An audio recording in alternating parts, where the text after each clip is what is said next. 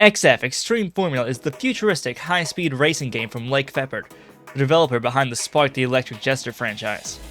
Set 1,000 years in the future, you travel the solar system competing across gravity-defying courses. It's incredibly exhilarating, with track design that can sometimes be hard to keep up with, yet are incredibly satisfying to master.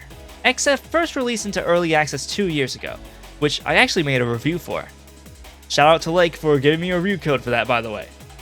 So technically, this review also had the key provided for it. Thanks! Since early access, the core gameplay remains mostly the same. Your goal is to avoid touching walls as much as possible, whilst hitting boost pads to gain speed. You also have an oxygen gauge, which allows for a manual boost. You have to manage your oxygen to spring boost even further without fully depleting your gauge, which temporarily prevents you from boosting. The faster you go, the faster you regain oxygen. Same mechanics, same tracks, same core gameplay. Which is a good thing, because XF's tournament mode was pretty complete with a resounding 39 tracks to race on. There's also a high level of visual variety here. Tracks cover many different themes. In this setting, most of the planets and moons have been terraformed, meaning the planets aren't desolate. I think the graphics are also really clean, and it looks especially great as you barrel down the tracks. Speaking of tracks, the music is still awesome. So what actually changed since early access? Well, 1. Some small adjustments have been made. The overall controls have been tightened a bit and it's easier to control. Some levels also received modifications. 2. The old rough character models have been swapped out. Fly high, Uncle Clark. 3. There are now 3 additional cups made up of story mode exclusive tracks. And oh yeah, 4. The big one, there's an entire story mode now, where you meet the entire cast, can customize your car, and even play beat 'em up platforming stages.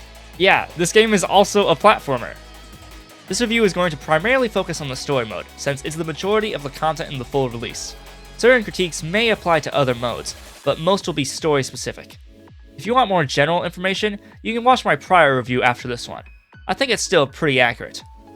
Also, if you like this review and want more indie reviews in the future, be sure to subscribe and hit that hype button. The story mode is structured with a calendar system, taking place over the course of about 9 months.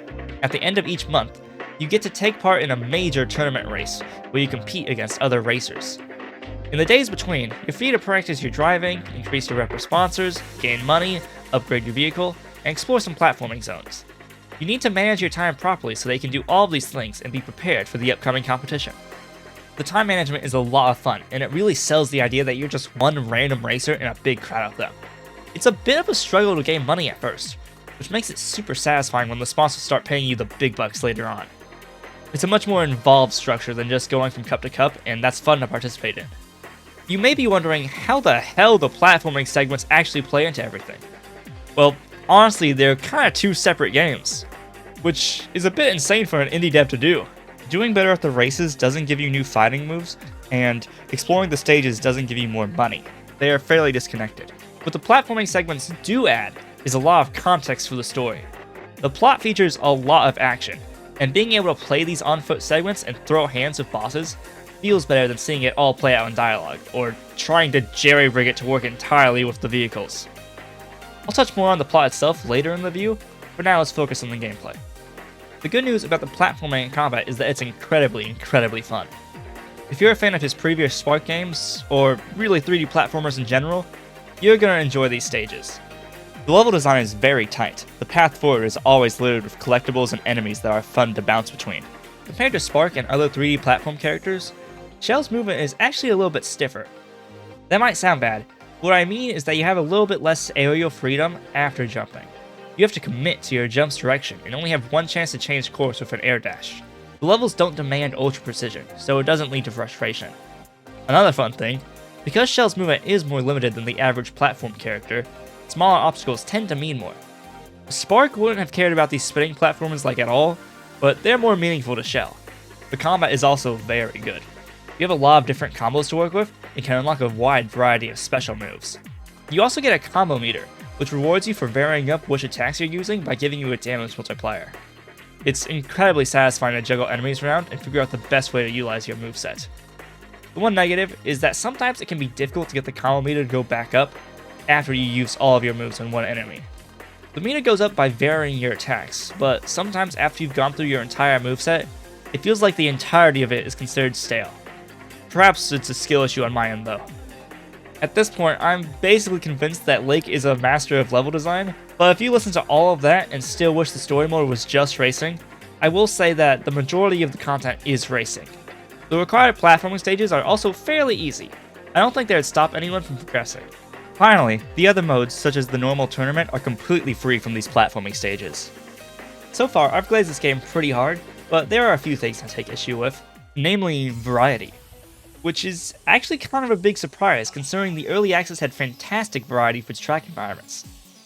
During the story mode, the main thing you'll be doing is the Proving Grounds. This hub world is where you can partake in tutorial races to sharpen your skills, and night races, where you race on the Proving Grounds to level up. Unfortunately, all of the night races take place in this one environment, which can get really stale after a while. On top of this, there aren't that many track layouts, as they're all built off the tutorial races, so you're going to be racing on these layouts a lot. This wouldn't be too bad if you didn't have to do many of these, but once you clear the tutorial, this is the main thing. You need to do these night races to upgrade your rank, because that's what unlocks the better sponsors, which is what gets you the most money to pay for the expensive upgrades. By the end of the story, being the Proving Ground fiend gets a little tiring. It would have been great if more track layouts unlocked as the game went on, or if at each planet you could do a couple of limited time night races set on each one. It's actually a bit weird, because early on you do get some special races against characters in the cast. Wolfman and Digigirl challenge you to special one-time night races which take place on unique tracks. These completely disappear after the intro, even though most of the cast don't get a unique race. Now, some of the characters do have good story reasons that you wouldn't race against them. For others, I don't see why it wouldn't have worked though, and it would have been great to get special races with Clark, Shu, Chrome, and Hannah. One of the races against Digigirl even mentions that it takes place in a new section, which made me think it would unlock a bunch of new courses after completing it, but it's still just a one-time thing. Speaking of these characters, you can talk to them in the hub world. Their conversations are great, however this also lacks variety after a while. Later in the story, the named characters entirely stop appearing. This does make sense in the plot, and the Proving Grounds getting more and more empty is clearly supposed to invoke loneliness as it gets more serious. Even the nameless NPCs disappear eventually. I just wish the decline was slightly more gradual, and we got a bit more from the named characters. I would have loved conversations with Clark or getting more from Vespa. My other main critique for the story mode is that the balancing is pretty mixed. I found the night races to sometimes feel comically harder than the monthly tournament races, which creates this funny dissonance where it's like, why aren't these guys racing in the big leagues? To be fair, I think it's just that I needed to upgrade my ship a bit more to be able to beat some of the higher level ranks. The platforming stages also have slightly questionable balancing in the opposite way. It's really easy to complete most, if not all, of the optional stages before the first story-related one even happens. If you do this and upgrade yourself accordingly, you're going to absolutely stomp the first couple of story levels. Finally, I'm still somewhat mixed on the AI racers.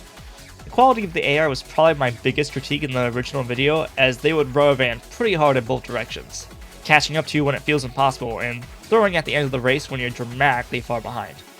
For the full release, I did think that the AI felt a lot better to race against, and dramatic rubber banding wasn't as noticeable. My main notes are just that the night races can feel really difficult sometimes, and the main comp's fairly easy. It's also possible I'm just having a prolonged skill issue. I'm genuinely having a hard time telling at this point. Despite the issues of variety and balancing, they didn't bother me too much because the core mechanics were so strong and the story was very enjoyable to experience, which I am about to talk about. But before that, I want to give a couple tips for actually playing through the story mode. Welcome to XF Extreme Guidelines. You can go to a part-time job to get money. For most of the game, this is probably the most consistent way to get money. If it has a cash multiplier higher than 1.6, you should always go to it. The no-go zones are how you do the optional platforming stages. There's only 8 of these, so there's really no need to rush through all of them. After the first month, the game will specifically point you to them, so that's probably a good time to start these. No-go zones seem like the obvious choice when the Proving Grounds are closed. However, if the part-time job is offering good money, you should do that instead. As far as I'm aware, the tutorials in the Proving Grounds don't actually give you anything. If it's your first time, you should still play through at least all the initial tests, and the one which teaches you how to play the vacuum sections. It's probably a decent idea to play through most of the list, but you don't have to get gold in all of them if you don't want to. The night races are how you get experience points to unlock new sponsors. The higher level races give you more experience points, even if you don't win. For example, second place on a level 4 race is still better than first place on a level 3 race. However, first place on a level 3 race is better than 20th on a level 4 race. Try to figure out which levels you can consistently beat, but it's usually better to give yourself the possibility of getting more experience points. For night races, pay attention to the name of the tracks you'll be racing on. You'll probably be better at different layouts, so try and pick the ones you're good at to maximize experience points. Vacuum Tunnel is a very easy and consistent track. Rank S is the final rank for night races. You can technically continue leveling up to rank S+, but as far as I'm aware, it doesn't give you anything. No unlock, no Steam achievement, there's not even a pop-up saying you got S+. So you can stop doing Proving Grounds after getting S rank in the final sponsor. Technically, after getting that last sponsor, winning night races gives you more money than the average day at the part-time job. So you can keep grinding them for optimal money if you want, but at that point it'll be so late that it hardly matters. Lastly, definitely do a couple of the daily activities. These honestly don't give you the best rewards. Instead, they deliver a lot of dialogue and some really cool lore, so experiencing them is definitely worth it. These are good to do on the days when the Proving Grounds are closed, you've completed all the no-go zones, and the job doesn't have a bonus. Alright, you are now ready to play XF Extreme Formula. And this video is now ready to talk about the storyline. I'll do a spoiler warning once I get really into it, but overall, I found the story to be really compelling. The basic synopsis is that you play as Shell, trying to become an XF racer. However, before your career can even get off the ground, the mysterious Single threatens you and several other racers by forcing you into a death game. If Single wins any race during the course of the tournament, he'll kill everyone part of the game. If anyone fails to show up to a tournament race, he'll kill everyone. If anyone kills Shell, then the game is over and everyone gets to go home. And there's also a mystery rule which he doesn't reveal. This death game is a really interesting angle for a racing game to take, and the mystery aspects kept me hooked and motivated throughout the entire adventure. The side characters are what make the story really enjoyable though. They all have really defined personalities, and it's fun to listen to them as they try to beat Single at his own game. The world building is also excellent, with some unique sci-fi concepts at play. Each planet gets several paragraphs explaining their background, sponsors get descriptions explaining the company, and there's a lot of other lore to uncover. This universe is incredibly thought out. You travel from planet to planet on a big arc ship, and when it has to activate its thrusters, all of the houses are tilted to account for the change in force. It's very immersive, but the intersection between the characters and this thought out world building is some of XF's best work. Thanks to advances in medical technology, aging has become optional. Several characters are hundreds of years old, yet don't look a day over 30. Because of this, there's a bit of a running theme of life being taken for granted or tossed away haphazardly. This universe features sleep clinics, places where you can sleep for a prolonged period of time.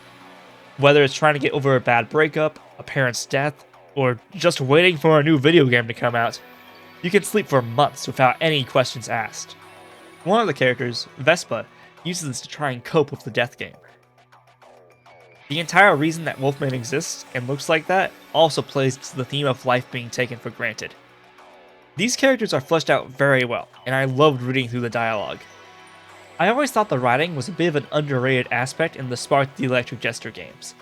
People talk about the crazy ending of 3, but even the smaller snippets of dialogue throughout the series were still fun to read. It's just, there wasn't a lot of it, so the characters couldn't get a huge spotlight. XF featuring so much dialogue is great. My main critique for the storyline is that at the very end, the side characters basically disappear. There's not much resolution with them, which is a shame, when they were the best part. Luckily, the ending itself is still really cool, and overall a nice conclusion. I'm going to jump a bit more to spoiler territory at this point, so jump to this timestamp if you don't want any spoilers. There are a couple of really cool secrets I've hidden thus far. Alright, spoilers in 3, 2, 1. I was absolutely not expecting for me, the player, to be an active part of the story from the very beginning. You and Shell are each individual beings who share a body and are working together to figure out what's up with Single. It adds this extra little bit of intrigue to the entire plot as you both are trying to figure out what's going on. Additionally, it means that you are keeping a secret from the rest of the pilots, which gives them some room to doubt you. Touching on Single, he's a very fun villain who essentially has the powers of a god. His reasoning for his actions ties into the overall theme of the game, and he has a very good crash out at the end. He bemoans how humanity is always one step away from destruction, yet they're never punished. He finds the waste of life disgusting and casts away his empathy to justify his actions. His dialogue is great and was some of my favorite material in the game. XF Extreme Formula is a fantastic racing game, and one which I think you should play immediately. I had a true blast playing through the story and was thoroughly entertained from start to finish. If you like the Spark games, I promise you will also love this one. It's seriously one of my favorite games I played in a while, and one I'll probably be replaying pretty often. There are some rough edges, but I kinda don't care. I think it's Lake's best work, and I can't wait to see what he does next. It gets a 10. Thanks for watching. This is hopefully the first in a series of videos I'm dubbing "I'm sorry indie developers for falling behind in these reviews. I've been very busy, this isn't actually my main thing anymore." Hopefully, I'll be able to cover every game pictured here within a couple months.